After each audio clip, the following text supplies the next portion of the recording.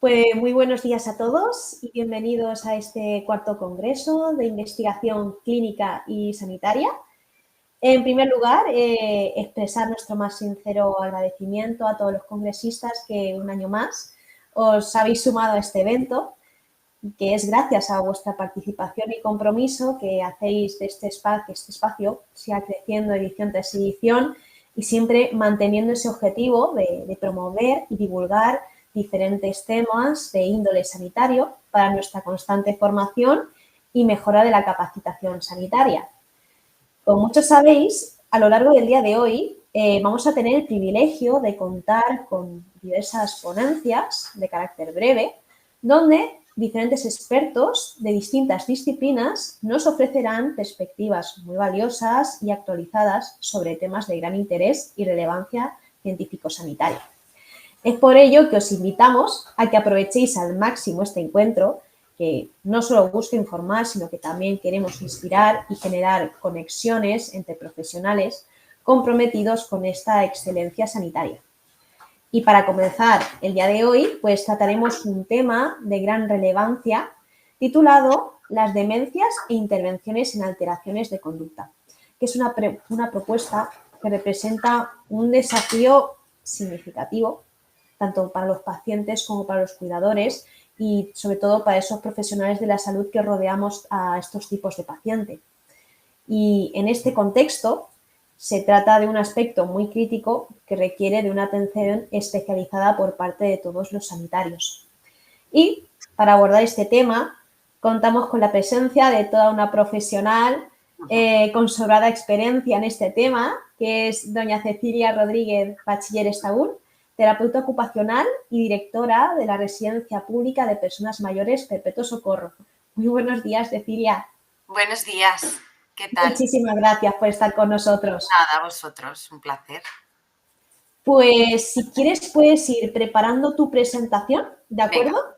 Y mientras tanto yo voy recordando a todos los congresistas que aprovechen la ocasión, que realicen sus preguntas, que las vamos a comentar todas una vez que Cecilia termine su presentación, ¿de acuerdo? Vale. Dicho lo cual, pues cuando quieras. Cuando me digas. De momento no te veo la pantalla. Vale. ¿Lo tenemos? A ver, sí, vale. Esto ya le doy a en grande. La pantalla completa y cuando quieras. Y ya estaríamos.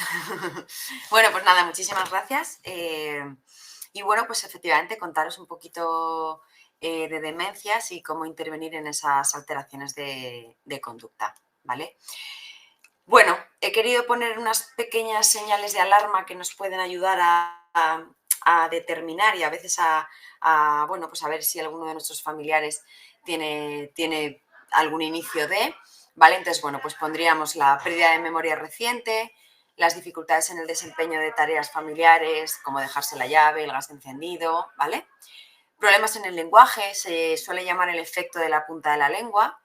Hay gran desorientación en tiempo y en lugar, a lo mejor salen y no saben volver a casa o no saben dónde han puesto ciertas cosas, ¿vale? Problemas en el pensamiento abstracto, como el manejo del cálculo a la hora de ir a hacer la compra, extraviar los objetos, cambios bruscos en la personalidad y en el humor, ¿vale? Disminución en la iniciativa de hacer actividades, ¿no? Y tienden a esa soledad, a quedarse aislados en sus casas. Pueden tener problemas en el sueño, en la pérdida de energía y cambiar esos hábitos de higiene del sueño y mostrar en exceso por pequeños detalles, ¿no? Ese malestar que tienen de que se enfadan, ¿no? Lo que hablamos un poco también de los cambios de la personalidad. Vale, si hablamos de demencias, bueno, pues hablamos de un conjunto de síntomas, que es lo que nos cuentan ellos, y los signos, que es lo que nosotros observamos. Forman un síndrome clínico que puede ser un poco la manifestación de diversas enfermedades que dan lugar a la aparición de una demencia, ¿vale? Hay más de 100 tipos, la más conocida quizás el Alzheimer. No voy a hablaros de los 100 tipos, evidentemente, porque en 15 minutos no tenemos tiempo, pero bueno, voy a contaros un poco las más importantes, por lo menos las que más vemos en residencias, centros de día, ¿vale? Bueno, para empezar, los criterios de demencia para un diagnóstico tendría que ser, bueno, uno de ellos es la amnesia, que es la dificultad para recordar, otro es la afasia, que es la dificultad para reproducir o comprender el lenguaje, otro es la agnosia, que es la dificultad para reconocer objetos o caras familiares, la apraxia, que ahí tenemos varias, la ideatoria y la ideomotora, que es la dificultad para ejecutar el movimiento de forma intencional, y el juicio y el razonamiento, que es esa capacidad de juicio se ve alterada y de ahí esos cambios también un poco bruscos que pueden tener de humor. Dentro de los tipos de las demencias tenemos las demencias neurodegenerativas o primarias, las secundarias y las demencias mixtas, ¿vale? Os he puesto un cuadro en el que explico un poco cada una de ellas, pero me voy a centrar, como os he dicho, en algunas, ¿vale? Vale, la primera es la demencia frontotemporal, que, bueno, es una demencia bastante complicada. Es verdad que la más conocida es el Alzheimer, pero a nivel comportamental y conductual creo que la frontotemporal tiene un manejo un poco más difícil, ¿vale? Si la describimos, pues es una demencia progresiva que afecta principalmente al comportamiento y a la personalidad y a veces en el habla del paciente, ¿vale? Afecta a los lóbulos temporales y frontal, afecta a jóvenes entre 50 y 60 años y cuanto más joven avanza más deprisa. Hay un factor hereditario bastante potente, afecta igual a hombres que a mujeres y en las fases iniciales la memoria sí que se ve conservada, ¿vale? Tiene pinceladas distintas al resto de las otras demencias. ¿Qué síntomas tiene? Pues el primero son los cambios en la conducta, ¿vale? Es una conducta mucho más inapropiada, de desinhibición, de pérdida de empatía y de otras habilidades. Hay una falta de juicio muy grande y además sueltan un poco lo primero que les pasa por la mente, ¿vale? Tienen tendencias compulsivas a aplaudir, a chasquear, a dar golpecitos, o sea, ese tipo de cosas también se ve mucho en esta demencia. Disminución en la higiene personal y hay cambios en los ámbitos alimenticios, ¿vale? Estas personas con demencia frontotemporal pueden comer en exceso y suelen preferir dulces o carbohidratos, ¿vale? También en estadios más avanzados pueden ser propensos a comer objetos o a ponerse cosas en la boca de forma compulsiva. Otro de los síntomas es el habla y el lenguaje. Hay problemas en el uso de la comprensión del lenguaje oral y escrito. No son capaces de encontrar esa palabra adecuada, ¿no? Ese efecto de punta de lengua que os decía antes. El habla a veces es telegráfica y usa oraciones muy simples, a lo mejor de 2 palabras, ¿vale? Olvida el significado de las palabras y pueden cometer errores en la construcción de las frases. Tienen problemas para nombrar cosas y restablecer perdonad, es que estoy en el trabajo y nos han llevado el teléfono, perdonadme. Por una palabra más general, como decir, ¿vale? Vale. El tercero serían los trastornos del movimiento, ¿vale? Los subtipos más raros de demencia frontotemporal causan movimientos similares a los observados en la enfermedad de Parkinson o el ELA, ¿vale? Como pueden ser temblores, rigidez, dificultad en la deglución, pueden tener espasmos, mala coordinación, debilidad muscular, risas o llantos inadecuados, tienen caídas frecuentes o dificultad a la hora de caminar, ¿vale? Esta sería la frontal. Os voy a hablar ahora un poquito de la demencia de cuerpos de Lewy, ¿vale? Este es un actor famoso que ya falleció, que falleció y tenía esta demencia de cuerpos de Lewy, ¿vale? La descripción general, pues es el segundo tipo de demencia más frecuente después de la enfermedad de Alzheimer. Se desarrollan depósitos de proteínas denominados cuerpos de Lewy en las células nerviosas del cerebro y estos depósitos afectan a las zonas cerebrales que intervienen en el pensamiento, la memoria y el movimiento. Entonces es posible que las personas con demencias de cuerpos de Lewy tengan alucinaciones, tanto visuales como auditivas, ¿vale? Y también tienen dificultad en la agilidad mental y la atención. Además pueden experimentar síntomas parecidos al Parkinson, rigidez muscular, lentitud de movimientos, ¿vale? Temblores. ¿Qué síntomas? Pues tenemos alucinaciones visuales, ver cosas que no existen, suelen ser bichos, generalmente suelen ser, hay de todo, pero el tema de los bichos yo lo veo bastante a menudo en este tipo de demencia, ¿vale? La mala regulación de las funciones corporales, ¿vale? Afecta al sistema nervioso autónomo, la presión arterial, la frecuencia cardíaca. Les puede afectar a la hora de ponerse de pie en la bipedestación, la sedestación. Puede haber mareos, ¿vale? Trastornos del movimiento, que es lo que os comentaba antes de la enfermedad de Parkinson, incluye esos movimientos lentos, esa rigidez muscular. Pueden arrastrar incluso los pies y puede provocar, evidentemente, caídas. Los problemas a nivel cognitivo, bueno, pues suelen tener dificultades a la hora de pensar y es similar un poco a la hora en el Alzheimer, ¿vale? Falta de atención, problemas de visoespaciales y pérdida de memoria. Además, tienen dificultades para dormir, ¿vale? Porque esta fase de que REM, de los movimientos oculares más rápidos, pues se ve un poco más afectada, ¿vale? La atención es variable, que ya os lo comentaba, entonces pueden presentar episodios de somnolencia largos y luego siestas durante todo el día, entonces afecta mucho en la higiene del sueño. Depresión, las demencias de cuerpos de Levy pueden desarrollar depresión y apatía, o sea, falta de motivación por las cosas. Otra demencia muy conocida es la demencia vascular, la demencia multiinfarto, ¿vale? Que es una demencia que, bueno, pues se describe por problemas con el razonamiento, la planificación, el juicio, la memoria y otros procesos mentales, sobre todo en las funciones ejecutivas superiores, a causa de ese flujo sanguíneo del cerebro. Puede padecer una demencia vascular después de un accidente cerebrovascular, ¿vale? Que se obstruyen ciertas arterias del cerebro y no hay riego, por lo tanto pueden afectar y afectar de esta manera. Afectaría en el pensamiento y en el razonamiento dependiendo de la gravedad, ¿vale? La demencia vascular también puede producirse como resultado de otros trastornos de vasos sanguíneos, bueno, pues que priva al cerebro de ciertos nutrientes como puede ser el colesterol alto, el tabaco, la presión arterial alta, depende, ¿vale? ¿Qué síntomas? Bueno, pues tendrán desorientación, dificultad para prestar atención y concentrarse. Muchos síntomas, evidentemente, tienen que ver con la frontal, con la demencia vascular o con el Alzheimer, con cuerpos de Levy, o sea, muchos de ellos se solapan, ¿vale? Capacidad reducida para organizar los pensamientos. Luego también presentan mucha intranquilidad y agitación, dificultad para hacer algo continuo, problemas en la memoria, lentitud en el razonamiento, la marcha también puede afectar en estadios un poco más avanzados, depresión y apatía también. Vale, la demencia tipo Alzheimer, ¿vale?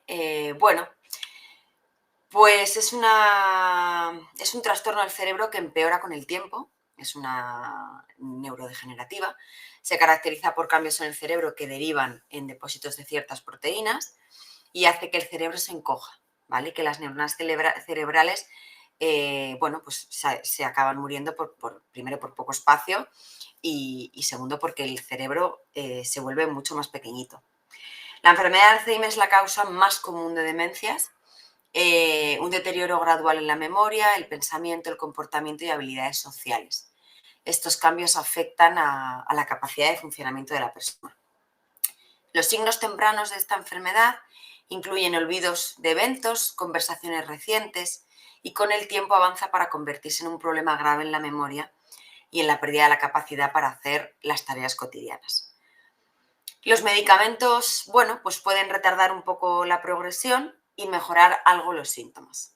No hay ningún tratamiento que cure esta enfermedad y en las etapas más avanzadas la pérdida grave de la función cerebral puede provocar deshidratación, desnutrición o una infección. Estas complicaciones pueden llevar a la muerte. ¿Qué síntomas encontramos? Bueno, pues en la memoria, repetir continuamente una y otra vez, tener problemas para encontrar el nombre de los objetos adecuados o para expresar pensamientos, ¿vale? O incluso para participar en conversaciones. Pueden perderse en lugares que solían conocer bien, extraviar objetos o perderse en lugares que conocían. Con el tiempo pueden olvidar nombres de las familias o el objeto o el uso de los objetos, lo que hablábamos antes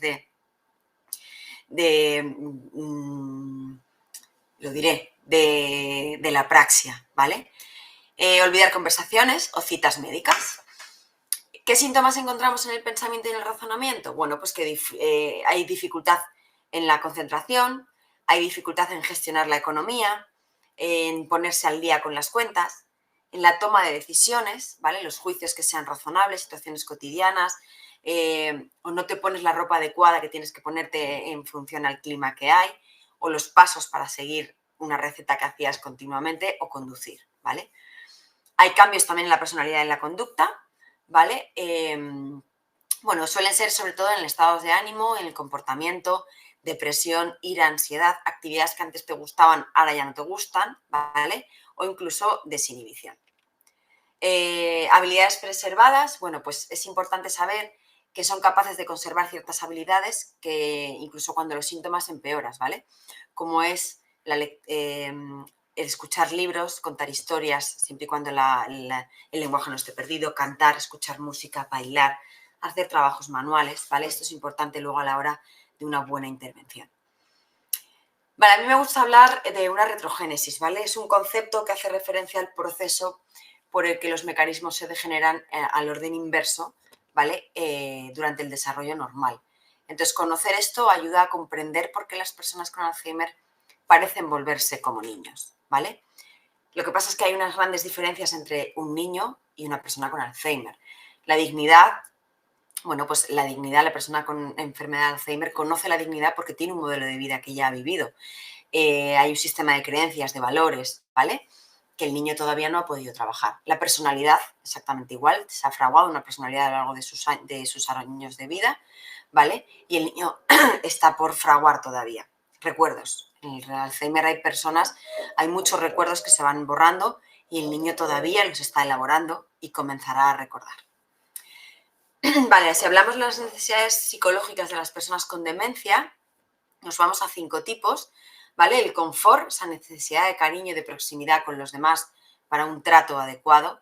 La identidad, ¿no? Necesidad de saber y de sentir que todavía sigue siendo él.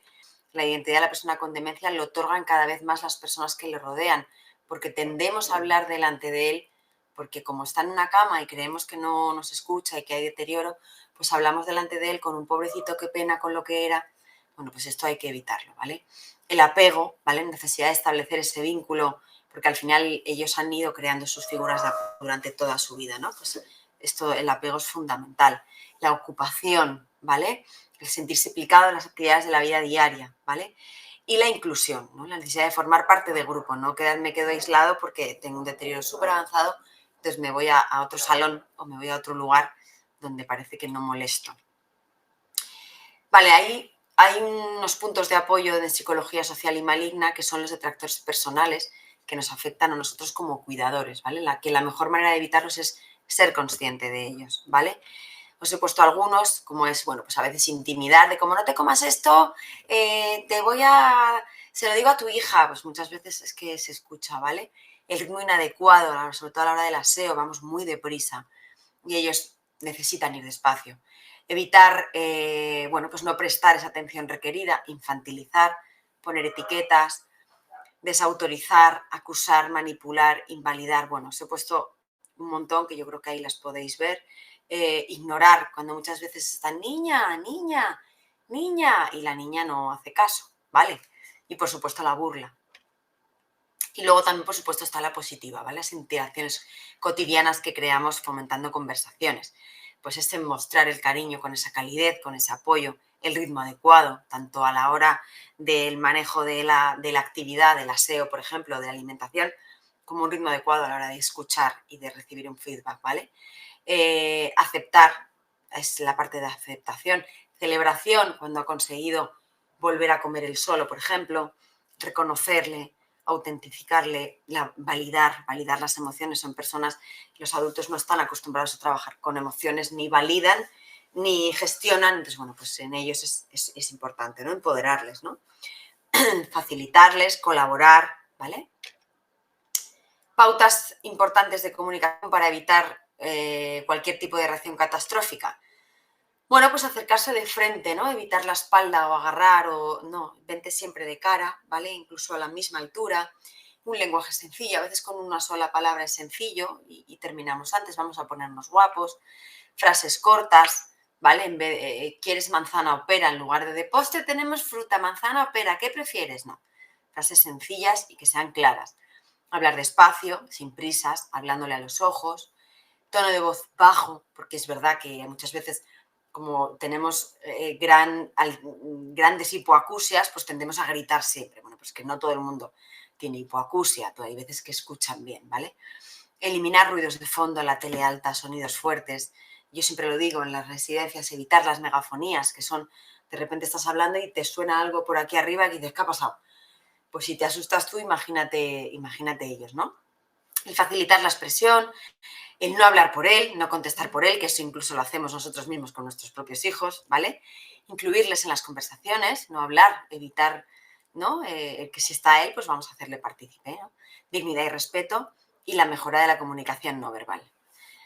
Vale, análisis de conductas cuando aparecen, ¿no? Bueno, pues cuando aparece un problema, la hora en concreto, yo creo que muchas veces registrarlo viene muy bien, dónde aparece, es súper importante dónde aparece, si es delante del espejo, en la ducha, ¿vale? Porque nosotros hemos tenido que llegar a tapar espejos, porque no se reconocen. ¿Qué sucede? ¿Qué ha sucedido antes del problema? ¿Vale? ¿Cómo se ha desarrollado el problema? ¿Y qué sucede tras la aparición del problema? ¿Vale? ¿Cuáles son esas conductas que yo llamo ABC? ¿Qué síntomas frecuentes encontramos? Bueno, pues en la agitación, psicomotriz y agresividad, ¿cómo actuar? Pues evidentemente no gritar, si elevamos la voz le vamos a poner más nervioso, no enfrentarle ni pedir explicaciones, no hacer gestos bruscos, no tocarle de forma inesperada, la postura de ser empática y receptiva, eliminar objetos peligrosos porque evidentemente nos pueden llegar a dar un golpe, buscar contacto visual, desviar la atención y anticiparse a esa agresividad, ¿vale? En las alucinaciones, bueno, pues evaluar déficits sensoriales de la propia persona. Las más comunes suelen ser ver o escuchar sonidos. También podemos revisar esa farmacología junto con medicina y enfermería. Buscar desencadenantes, lo que hablábamos antes del cómo, dónde, cuándo, por qué. Nunca negarle la alucinación, porque para él es real, entonces que para ti no sea real, pero para él sí, ¿no? Entonces validar, que es lo que hablábamos antes. Tranquilizarle, acercarse despacio dentro de su campo visual, intentar distraerle con algo que le guste, ¿vale? Y si la alucinación no es peligrosa, pues igual es mejor dejarle. Si vemos que va más, pues ya intervenimos. Ideas delirantes, pues bueno, pues facilitar la ubicación en un espacio que sea conocido, buscar un desencadenante, nunca seguirles la corriente en ese sentido ni discutir con ellos, ¿vale? Mantener las conversaciones de forma coherente, razonándole, desviar la atención, no dejarles solo, siempre que estemos, intentar orientar a la tranquilidad. Si son en la noche, dejar una pequeña luz encendida. Y si el enfermo es suspicaz, evita hablar bajito en su presencia, porque lo vas a provocar. El insomnio, bueno, pues crear rutinas, actividades de mañana para que luego por la noche puedan dormir mejor, actividad física, evitar exceso de líquidos antes de ir al baño, colocar en el baño antes de ir al baño, en el turno de tarde, por ejemplo, pues les ponemos en el VC antes de acostarle y aunque necesite pañal, pero le colocamos en el baño, el dormitorio tranquilo, ¿vale? Conductas de desinhibición, pues no alarmarse, ¿no? Al final estamos trabajando con enfermos, no castigarle, también desviar la atención, ayudar a vestirle, llevándolo a un lugar tranquilo, a lo mejor adaptar esas ropas, ¿no? Con botones especiales o con cosas que él no pueda manipularse de forma más rápida, ¿vale? La masturbación y conductas desinhibidas no son un problema, simplemente requieren de intimidad, pues tener un espacio en el que esa persona pueda estar tranquilo. El vagabundeo, importante eliminar barreras arquitectónicas, ¿vale? Rodear de objetos familiares, buscar el porqué de la conducta, la hora, bueno, pues lo que os he dicho antes, ¿no? El porqué, el cómo, la causa, ¿vale? Hablarle o calmarle, no obligarle a sentarse, puedes, porque va a volver a levantarse, bueno, pues puedes acompañarle o ya incluso desviar la atención con alguna actividad. Os he puesto muy poquitas porque no me daba tiempo y voy fatal. Terapias no farmacológicas, pues bueno, os hablo de musicoterapia y el ejercicio físico. Como consejos pongo que si te sabes la canción, para la actividad es más fácil que tú la puedas llevar a cabo con ellos, ¿vale? Y improvisar movimientos a la hora de hacer actividades de musicoterapia. La psicomotricidad, bueno, pues al final es algo no farmacológico que implica motor, cognitivo, afectivo y social. Por lo tanto, también es muy gratificante. La terapia con muñecas Reborn a mí me parece fascinante, no infantiliza, como me dice mucha gente, son muñecas reales de, bueno, pues de un nivel económico alto porque son caras, pero es verdad que lo que tú trabajas con ellas no las trabajas con un nenuco, ¿vale? Los beneficios psicológicos yo lo llevo trabajando durante muchísimos años como centro libre de sujeciones y funcionan muy, muy bien, tanto en alteraciones de conducta como para, por ejemplo, con ayuda del fisioterapeuta para conseguir la marcha porque vamos a pasear al bebé en un carrito, entonces fomentas la marcha. Luego además haces talleres de psicomotricidad fina porque puedes hacer, tejer cosas, ropa para el bebé. Bueno, tiene infinidad de cosas, ¿vale? Entonces, bueno, son muñecas muy realistas, ¿vale? Y luego, claro, fomentas toda la parte del apego, de recuerdos y ayuda muchísimo el estado de ánimo, ¿vale? Y ya estaría. Muchas gracias. Voy a salir de aquí, voy a ver si sé salir. Sí, nada, No sé fenomenal. si ha ido bien, voy bien. Es que no encuentro el ratón. ¿Qué te Bueno, parece? tenemos aquí unos 4 minuticos para exprimir. Mira, Venga, mientras te pero no voy encuentro. comentando las preguntas, ¿vale? Nos ha preguntado Raúl, ¿cómo podemos diferenciar esas señales que comentas de ¿Sí? características usuales del envejecimiento? La diferencia que he puesto al principio de las señales de alarma. Sí, porque lo ha preguntado justo cuando, Vale, cuando estabas explicándolo. vale. Yo a nivel, te hablo de un caso personal mío. Yo Ujú. empecé a ver señales de alarma en un familiar, estas señales de alarma, y dije, nos vamos al neurólogo, nos vamos al médico. ¿Por qué? Porque tú no lo vas a saber si no hay un diagnóstico de por medio. Es importante que se haga un TAC, porque ahí van a aparecer cosas en el cerebro o no. Es importante que se haga una serie de pruebas cognitivas para tú también saber si son olvidos porque es una falta de atención o porque hay unos olvidos, como era mi caso, por una demencia vascular. Entonces, Ujú. bueno, pues es importante acudir al médico. Eso siempre lo Sí, recomiendo. Y un sí, TAC, sí. porque si no, no vale. Claro, es que Claro, no vemos. Eso claro, es. claro. Y yo creo que eso en parte también responde la segunda pregunta que nos pregunta Marilyn. ¿Hay algún test o alguna prueba que se utilice de referencia para diferenciar entre estos tipos de demencia? No. Lo que hay son test para para saber el estado cognitivo, el nivel cognitivo en el que se encuentra la persona, que te valen para todos los tipos de demencia, dependiendo Ujú. también del nivel cultural del usuario. Si tú vas a pasar un CANCOG, tienes que saber cómo es el nivel cultural del paciente. El MEC es muy sencillo, al final el MEC es una prueba sencilla bueno, que no requiere de grandes, bueno, pues te pregunta presidentes de gobierno, bueno, pues dependiendo un poco, o te hace escribir un poco, entonces, dependiendo del nivel cultural, tú puedes utilizar unas u otras. Yo, a mí me encanta el GDS, la escala GDS, y la Sí, escala FAST, F-A-S-T, porque según esté en el GDS, te va a indicar en qué FAST se encuentra. Si hay 7 niveles de FAST y cada uno sí, tiene letras. Entonces te va a sí. indicar efectivamente en qué punto se encuentra el paciente. Pero no hay una específica que te diga tienes Alzheimer o tienes vascular. No, o sea, la demencia se diagnostica en el médico con un neurólogo, con un TAC, y luego Ujú, las pruebas que tú pases son complementarias a saber en qué nivel cognitivo te encuentras. ujú. Muy No sé si curioso. he respondido o no, pero Yo bueno. creo que queda respondida la pregunta. Pues en principio, si no hay ninguna pregunta más, bueno, que decirte, Cecilia, que ha sido una ponencia muy, muy ilustrativa, como hemos Muchas comenzado con gracias. esas bases tan esenciales como son esas señales, Eso es. que nos ha servido mucho esas pequeñas pinceladas de esas diversas formas de demencia, esos síntomas, cómo abordar de nivel psicológico estos tipos de pacientes, que en ocasiones resulta muy complejo. Y bueno, además, que decirte que lo has expresado con una calidez este tema, que Sí, nos has mostrado sentimiento y ese cariño que muchas veces define el perfil de un buen profesional. Así que en ese muchas sentido, gracias. muchísimas gracias por compartirlo con nosotros.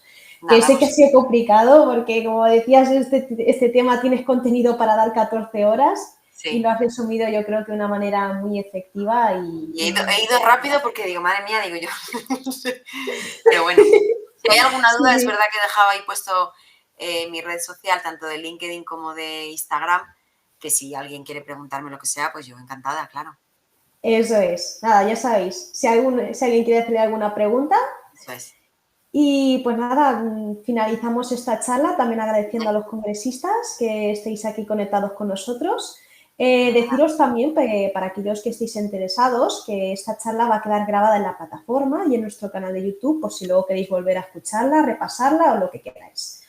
Y Fenomenal. nada, terminamos diciendo que no os vayáis muy lejos, porque ahora a las 11:15 vamos a tener otra ponencia titulada Polifarmacia y seguridad en el paciente mayor, desde un enfoque multidisciplinar, con doña Jessica Gutiérrez. Así que muchísimas gracias y nos vemos en unos minutos. Muchas gracias, Cecilia. Gracias a ti. Adiós. Hasta luego. Hasta luego.